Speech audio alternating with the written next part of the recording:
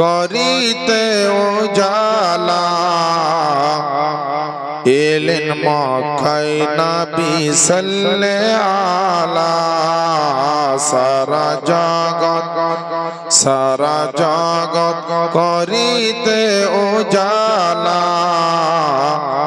এলেন মক্কায় নবী সাল্লাল্লাহু। জোরে বলেন না সুবহানাল্লাহ। সারা জগৎ করিতে উজালা এলেন মক্কায় নবী সাল্লাল্লাহু। কেউ বা বলে হযরতে মুহাম্মদ, কেউ বা বলে নবী সাল্লাল্লাহু।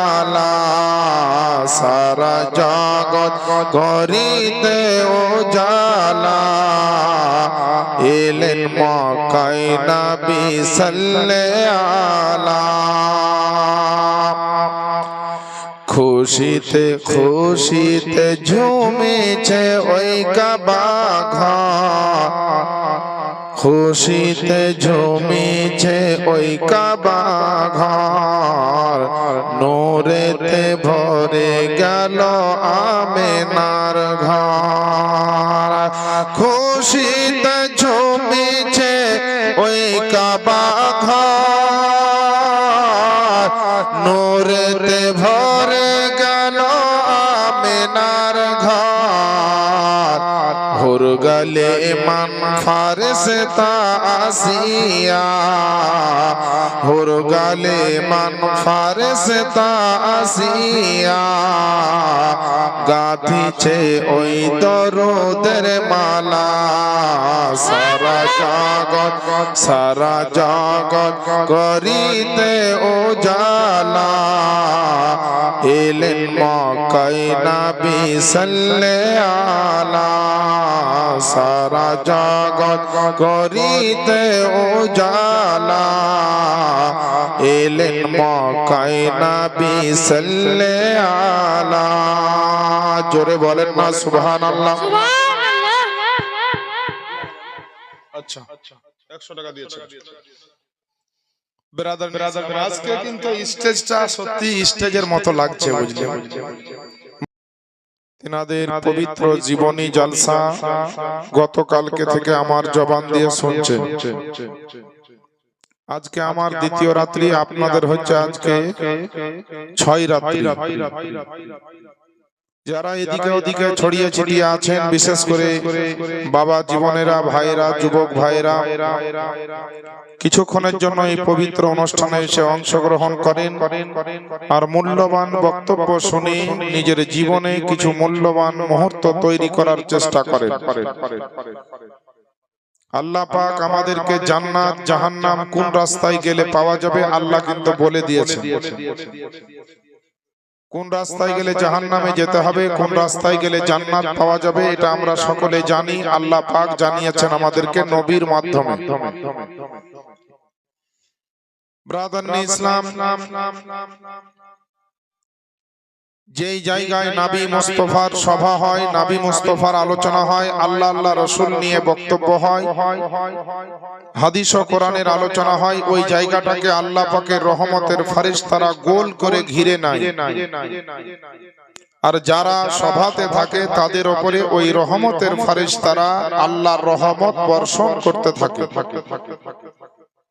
আমার মায়েরা, বোনেরা, বাপজিরা, ভাইরা, প্রত্যেককে অনুরোধ করে বলি যে আল্লাহর রহমত প্রাপ্ত হওয়ার জন্য, আল্লাহর রহমতের অন্তর্ভুক্ত হওয়ার জন্য আজকের সভাতে সবাই চলে আসে। যে নবীর খানদানের আল আওলাদ ইসলামের জন্য, ইসলামের মান সম্মানকে বাড়াবার জন্য জীবনে সব কিছু বিসর্জন দিয়েছেন। আপনার নিজে আদর্শ নীতি আখলাক চরিত্রটা ঠিক করার জন্য, কিছু নেকি হাসিল করার জন্য আপনাকে সবকিছু দিতে হবে না, 2-1 ঘন্টা সময় দিলেই হবে। আল্লাহ পাক রহমান ও রহিম আমাদেরকে জান্নাত দেওয়ার জন্য 5 ওয়াক্তের নামাজ দিয়েছেন। আমরা যেন জান্নাত পাই তার জন্য আল্লাহ হজ যাকাত দিয়েছেন। আমরা যেন জান্নাতে যেতে পারি তার জন্য আল্লাহ তাহাজ্জুদের নামাজ জুম্মার নামাজ দিয়েছেন। আল্লাহ পাক আমাদেরকে যেন আমরা যেন জান্নাতে যেতে পারি এর জন্য বড় বড় ইবাদত বান্দেগি তাসবিহ তাহলিল ইত্যাদি আল্লাহ পাক আমাদেরকে দিয়েছেন। আজ যদি আমরা জানার পরে পাওয়ার পরে নিজেকে মুসলমান বলে দাবি করি, আল্লাহর নবীর উম্মত বলে দাবি করি, আল্লাহর বান্দা বলে নিজেকে আপনি আমি দাবি করি, আমাদের ঈমানি দায়িত্ব হচ্ছে ধর্মীয় সভায় এসে বসে সভাটাকে সাফল্য মণ্ডিত করা। দুনিয়ার যাবতীয় কাজ আপনাকে ফেলে নবীর সভায় আসতে হবে যদি নবীকে সত্যি আপনি ভালোবাসেন। আর মুখে যদি বলেন নবীকে ভালোবাসি আর উপরে আপনার নবী নবী ভিতরে আপনার অন্য কিছু থাকে তাহলে বলা যাবে না। মাথায় রাখবেন যে আল্লাহ পাকের নবীর মোহাব্বত কাকে বলে, নবীর মোহাব্বত কখন প্রকাশ পাবে, যে নবীর একটা সভা হবে আর মুসলমান বাড়িতে ঘুম পাড়বে, এটা কিন্তু নবীর মোহাব্বত নয়। মোহাব্বত হচ্ছে ওটাই যে আপনি ঘুম বাদ দিয়ে আরাম বাদ দিয়ে নবীর সভাতে আসবেন, শুধু নেকির জন্য নয়, অনেক শিক্ষার জন্য। এখানে আসলে বসলে অনেক শিক্ষা হবে, জ্ঞান অর্জন হবে, আল্লাহ আল্লাহ রাসূল আপনার উপরে খুশি হবেন এবং আপনি বহু রকমের মশলা মাসাইল ইত্যাদি আপনি কিন্তু শুনতে পাবেন। আমার বাপজিরা ভাইরা, আজ আমরা নবী নবী করে বেড়ালাম, নবীর উম্মত হলাম, কিন্তু নবীকে কিভাবে ডাকতে হবে, কি ভাষায় আওয়াজ দিতে হবে, এই জ্ঞানটাই আমরা অর্জন করতে পারলাম। কে বলছি নবী সাহেব, কে বলছি নবী ইত্যাদি ইত্যাদি আমরা বলি, কিন্তু নবীকে নবী সাহেব বলে ডাকা চলে না। নবীকে কি বলে ডাকতে হবে, তাহলে সাহাবীদের আমলটা একটু দেখা আমাদের দরকার। বলবেন কেমন? নবীর যে হাজার হাজার সাহাবী, লক্ষাধিক সাহাবী, তার মধ্যে চারজন বিখ্যাত সাহাবী সাইয়েদনা আবু বকর, উসমান, আলী, উমর রাদিয়াল্লাহু তাআলা আনহুম আজমাইন। এই চারজন বিখ্যাত সাহাবীর মধ্যে দুইজন হচ্ছেন নবীর জামাই আর দুইজন হচ্ছেন নবীর শ্বশুর। বলেন সুবহানাল্লাহ। আবু বকর আর হযরতে উমর রাদিয়াল্লাহু তাআলা আনহুমা, ইনারা দুইজন হচ্ছেন নবীর শ্বশুর। আর হযরতে আলী আর হযরতে উসমান গনি জুন্নুরাইন রাদিয়াল্লাহু তাআলা আনহুমা, ইনারা দুইজন হচ্ছেন নবীর জামাই। আপনাদের দিকে জামাই শ্বশুরকে কি বলে ডাকে আমি জানি না, তবে আমাদের দিকে শ্বশুরকে জামাই কেউ আব্বা বলে, কেউ মামা বলে, কেউ চাচা বলে, আর জামাইকে শ্বশুরে কেউ বেটা বলে ডাকে, কেউ ভাইপো বলে ডাকে, কেউ ভাগিনা বলে ডাকে। ডাইরেক্ট কিন্তু বলে না গো জামাই শোনো, এ কিন্তু বলে না। ও বাবা শোনো, ও বেটা শোনো, ও গো ভাইপো শোনো, কিংবা ও গো ভাগিনা শোনো, এই রকমের ভালো ভালো কিছু ভাষা দিয়ে কিন্তু ডাকে। তাহলে আবু বকর আর হযরতে উমর হচ্ছেন নবীর শ্বশুর, তাহলে নবীকে ভাই, ভাতিজা বা বাবা বা চাচা ইত্যাদি বলে ডাকতে পারে। আর যেই দুইজন নবীর জামাই, এরাও কিন্তু নবীকে ইচ্ছা হলে এরা বাবা বলে, মামা বলে, ফুফা বলে, চাচা বলে ডাকতে পারে, যেহেতু এই দুইজন হচ্ছেন নবীর জামাই। তো এরা যখন নবীর দরবারে যেতেন তো নবীকে কি বলে ডাকতেন? কিতাবটির নাম মুকাশাফাতুল কুলুব এবং নুজহাতুল মাজালিস, আইনায়ে খলিফা, আইনায়ে খুলাফা, তারিখুল খুলাফা, বহু কিতাবে আমি পড়েছি। এই সমস্ত কিতাবের মধ্যে লেখা আছে যে আল্লাহর রাসূলের দরবারে যখন এই সমস্ত সাহাবা ইকরামেরা যেতেন তো নবীকে চাচা, বাবা, ভাতিজা, ভাগিনা, বাবা বলে কেউ ডাকতেন না। কি বলে ডাকতেন? আল্লাহর রাসূল বিশ্বনবী পয়গম্বর আযম নবী মুস্তাফা দরবারে যেতেন রে বাবা, আর যাওয়ার পরে আমার আবু বকরের মতন সাহাবী আপনার আমার নবীকে ডাকতেন তো ইয়া রাসূলুল্লাহ, ইয়া হাবিবাল্লাহ বলে ডাকতেন। আবু বকর আমার নবীকে আপনার বাবা বলে ডাকতেন না, আবু বকর নবীকে আপনার ভাতিজা বলে ডাকতেন না, আবু বকর আমার নবীকে আপনার ভাগনা বলে ডাকতেন না। এইভাবে আপনার পাওয়া যায় উমরে ফারুকের ব্যাপারটা, যে আমার উমারে ফারুক নবীকে আপনার ভাই ভাতিজা বলে ডাকতেন না। হযরত আপনার ওসমান গনি নবীকে চাচা বাবা বলে ডাকতেন না। হযরত আলিয়া মুর্তজা নবীর আপনার জামাই, সেও কিন্তু আমার নবীকে আপনার বাবা বলে ডাকতেন না, আমার নবীকে আপনার চাচা বলে ডাকতেন না। আবু বকর নবীর দরবারে যেতেন তো নবীকে ইয়া রাসূলুল্লাহ বলে ডাকতেন। উমারে ফারুক নবীর দরবারে যেতেন তো নবীকে আপনার ইয়া রাসূলুল্লাহ বলে ডাকতেন। হযরত ওসমান গনি নবীর দরবারে যেতেন, আমার নবীকে আপনার ইয়া রাসূলুল্লাহ বলে ডাকতেন। ওসমান গনির পরে হযরত আলিয়া মুর্তজা যখন যেতেন, আমার নবীকে ইয়া রাসূলুল্লাহ বলে ডাকতেন। হযরত বেলাল যখন নবীর দরবারে যেতেন, আমার নবীকে ইয়া রাসূলুল্লাহ বলে ডাকতেন। আব্দুর রহমান বিন আউফ নবীর দরবারে যেতেন, আর যাওয়ার পরে নবীকে ইয়া রাসূলুল্লাহ বলে ডাকতেন। সাহাবায়ে কেরামের জীবনের ইতিহাস থেকে জানা গিয়েছে, কিতাবের বর্ণনা অনুযায়ী আপনার লিপিবদ্ধ রয়েছে কিতাবের মধ্যে, লেখকদের বর্ণনা অনুযায়ী আপনার কিতাবে যে সমস্ত জিনিস উপলব্ধি করা যায়, আল্লাহ পাকের নবী আপনার আমার নবীকে কোন সাহাবী আপনার চাচা বলে ডাকতেন না, কোন সাহাবী আপনার বাবা বলে ডাকতেন না, কোন সাহাবী আপনার ভাই বেরাদার আত্মীয় বলে ডাকতেন না। আমার নবী দরবারে যেতে তো যাওয়ার পরে আমার নবীকে ইয়া রাসূলুল্লাহ বলে ডাকতেন, আমার নবীকে ইয়া হাবিবাল্লাহ বলে ডাকতেন, আমার নবীকে ইয়া রাসূল আপনার ইয়া নবী আল্লাহ বলে ডাকতেন। আমার নবী দরবারে সাহাবায়ে কেরামেরা যদি আপনার নবীকে ইয়া রাসূলুল্লাহ বলে ডাকতে পারে, আমার নবীকে যদি ইয়া হাবিবাল্লাহ বলে ডাকতে পারে, মুসলমান আমার আব্বা জানেরা আম্মা জানেরা, ওই নবীকে তাহলে আপনার আমরা গুনাহগার মুসলমান, ওই নবীর উম্মত হয়েছে আমরা, ওই নবীর জন্য নামাজ পেয়েছে, ওই নবীর জন্য আপনার কোরআন পেয়েছে, ওই নবীর জন্য দুনিয়াতে ঈমান ও আকীদা পেয়েছে, ওই নবীর জন্য পিতা মাতাকে আপনার পাওয়া গিয়েছে। দুনিয়ার বুকে পৃথিবীর জমিনে মুসলমান তুমি যে যেখান থেকে যা পেয়েছ, আমার নবীর কারণে সবকিছু পেয়েছ। ওই নবীর মোহাব্বতে একবার বলেন না সুবহানাল্লাহ। আল্লাহ পাকের নবী আপনার আমার নবীর জন্য সারা পৃথিবীর জমিনে আজ কত আপনার নবীর আশিক নবীর দিওয়ানা নবীর চাহনে वाला এসেছে। পৃথিবীর জমিনে নবীর জন্য যারা জীবন পর্যন্ত দিয়ে দিয়েছে, এখনো আপনার নবীর আশিক নবীর প্রেমিক এরকম দুনিয়াতে আছে যারা নবীর জন্য নিজের ধন দৌলতকে কুরবান করে দিতে পারে, আমার নবীর জন্য আল আওলাদকে কুরবানি দিতে পারে, আমার নবীর জন্য আপনার সমস্ত জিনিসকে বিসর্জন দিতে পারে, এমনকি নিজের জান পর্যন্ত আপনার দিয়ে দিতে পারে।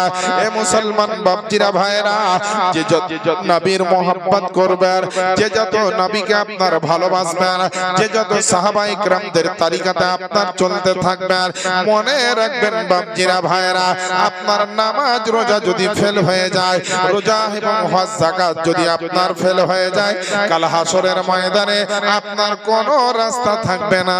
কিন্তু অন্তরে যদি নবীর মোহাব্বত খানা থেকে থাকে, আমার নবীর মোহাব্বত খানা যদি দিলের মধ্যে থেকে থাকে, কাল হাসরে কবরে আল্লাহ পাক আপনাকে নবীর মোহাব্বতের কারণে আল্লাহ পাক কবরেও পার করাবেন এবং হাসরেও পার করে আল্লাহ জান্নাত দিবেন।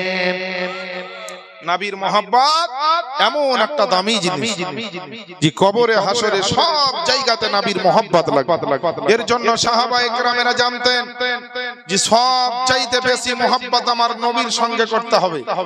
পিতা মাতা আল আওলাদ বিবি বাচ্চা ধন দৌলত সব একদিকে, আর নবীর মোহাব্বত হচ্ছে একদিকে।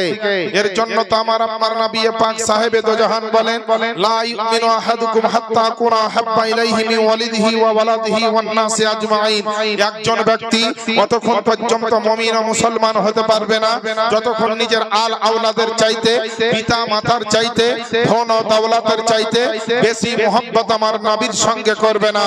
আমার বাপজিরা ভাইরা, এখান থেকে বোঝা গেল নামাজের জন্য মোহাব্বত, নামাজের চাইতে বেশি মোহাব্বত নবীর সঙ্গে করতে হবে, রোজার চাইতে বেশি মোহাব্বত নবীর সঙ্গে করতে হবে, হজ যাকাতের চাইতে বেশি মোহাব্বত আমার নবীর সঙ্গে করতে হবে, পিতা মাতার চাইতে বেশি মোহাব্বত নবীর সঙ্গে করতে হবে, আল আওলাদের চাইতে বেশি মোহাব্বত আমার নবীর সঙ্গে করতে হবে, আপনার গাড়ি বাড়ির চাইতে বেশি মোহাব্বত আমার নবীর সঙ্গে করতে হবে, দুনিয়ার বুকে সমস্ত ইবাদতের চাইতে বেশি মোহাব্বত আমার নবীর সঙ্গে করতে হবে, দুনিয়ার সমস্ত যাবতীয় বিষয়ের মধ্যে সব চাইতে বেশি মোহাব্বত নবীর সঙ্গে করতে হবে। কারণ হচ্ছে এটা, দুনিয়াতে তুমি যাবতীয় যা পেয়েছো আমার নবীর জন্য পেয়েছো, আমার মুস্তাফার জন্য পেয়েছো। এর জন্য তো বেরাদার সরকারে আলা হযরত আজিমুল বরকত আকায়ে নিয়ামত দরিয়ায়ে রহমত কানজুল কারামাত ইমামে ইশক ও মোহাব্বত কলম সম্রাট বেরেলির সরতাজ ইমাম আহমদ রাজা কলম চালিয়ে লিখতেছেন যে জমিন ও জামা तुम्हारे लिए मकीन ও মাকা तुम्हारे लिए चुनी ও चुना तुम्हारे लिए बने दो जहां तुम्हारे लिए या रसूल अल्लाह हम आए यहाँ तो तुम्हारे लिए उठे भी वहां तो तुम्हारे लिए। একটু জোরে বলেন না সুবহানাল্লাহ। আমার বাপজিরা ভাইরা, জালসা জীবনী কেন করছেন? আপনার মনে তো প্রশ্ন হওয়া দরকার। আপনাকে আমি বলে দিই, এই শ্রীরামপুরের গ্রামে জালসা জীবনী করার আগেও আপনারা মুসলমান ছিলেন, এখনো আছে। জালসাটা করলেও মুসলমান, জালসাটা না করলেও আপনারা মুসলমান, কিন্তু করা দরকার কেন? যে মুসলমান নবীর সুন্নাত গুলা ভুলে গেছে, ইসলামের মোহাব্বত আল্লাহ রাসূলের মোহাব্বত থেকে আস্তে আস্তে দূরে সরে যাচ্ছে, ভুলে যাচ্ছে, রাস্তা থেকে সরে যাচ্ছে। কি নাম? হালিম। তুমি দিলা? কার নামে কত আছে? তোমার দাদির নামে হালিম শেখ। ঠিক আছে। বাবু হালিম শেখ তার দাদা দাদির নামে নগদ 1000 টাকা গো। আল্লাহ যেন তার দানকে কবুল করেন, আমিন ইয়া রাব্বাল আলামিন। মাশাআল্লাহ, আলহামদুলিল্লাহ, টাকা না চাইতে দিয়ে দেন। তো যেটা বলছিলাম বাবা, এই জালসা করলে মানুষের ঈমানের ব্যাটারিটা চার্জ হবে, নবীর মোহাব্বতের ব্যাটারিতে চার্জ হবে। যে মানুষ ইসলাম থেকে, হাদিস কোরআন থেকে, আল্লাহ রাসূল থেকে দূরে সরে যাচ্ছিল আর সরবে না, আবার স্মরণ আসবে হাসান হোসেনের জীবনী শুনে যে আমি ভুল করছিলাম, নামাজ পড়ছিলাম না, এটা করছিলাম না, ওটা করছিলাম না, এইগুলো আমাদেরকে করতে হবে বলে আবার স্মরণ হবে। তো বাবা, আপনারা যারা বসে আছেন, আপনারা ভাবছেন যে শ্রীরামপুরের মানুষ, কিন্তু মনে রাখবেন আপনারা এখন কেউ শ্রীরামপুরের মানুষ নয়, সব নবীর সভাতে এসেছেন, সবাই নবীর আশিক, নবীর দিওয়ানা। সুবহানাল্লাহ বলে। মায়েরা বোনেরা আস্তে আস্তে বলবেন, আর বাপজিরা ভাইরা আপনারা কিন্তু সুবহানাল্লাহ কাজা করিয়েন না। জীবনে তো নামাজ বহু কাজা করেছেন, কিন্তু জালসাতে এসে সুবহানাল্লাহটা কাজা করিয়েন না। তো নামাজের কাজা হয়তো কখনো আদায় করবেন, কিন্তু সুবহানাল্লাহর কাজা আর আদায় হবে না। একবার সুবহানাল্লাহ বললে কিতাবের মধ্যে লেখছে জমিন আসমানের মিডিলে যে ফাঁকা জায়গা দেখছেন, এই জায়গাটাকে আল্লাহ পাক নেকিতে ভর্তি করে দেয় আপনার জন্য। আমাদের নেকিরই বেশি দরকার, হাসরে, কবরে, মিজানে, ফুলসেরাতে, মরাতে, বাঁচাতে, থাকাতে, যাওয়াতে, সব জায়গায় নেকির দরকার। গুনাহ থেকে বাঁচতে হবে, কিন্তু আমাদের বিনা কারণেই গুনাহ হয়ে যায় হাজার হাজার, নেকি কিন্তু কম। এর জন্য বলছি বাবা, বেশি বেশি নেকি করার সুযোগ পেয়েছেন, করেলেন। গত বছর যারা জীবনীতে ছিল অনেকেই দেখেন আজকে তারা নেই, অর্থাৎ তারা দুনিয়াতে নাই, মারা গিয়েছে। ওরা হয়তো ভেবেছিল সামনে বছর বেশি করে দান করব, সামনে বছর বেশি করে দরুদ পড়বো, জিকির করব। এই বছর নাই, মরে গেছে, করব মনে করলেও রাস্তা নাই। তো বাবা, এর জন্য আপনাদেরকে বলছি, আপনারা চুপ করে থাকবেন না। আল্লাহ রাসূলের মোহাব্বতে জোরে জোরে দরুদ পড়বেন, সুবহানাল্লাহ, আলহামদুলিল্লাহ গুলো পড়বেন। আসেন একবার নবীর মোহাব্বতে দরুদ পড়ি, তারপরে বলবো যে আপনারা কেমন নবীর আশিক।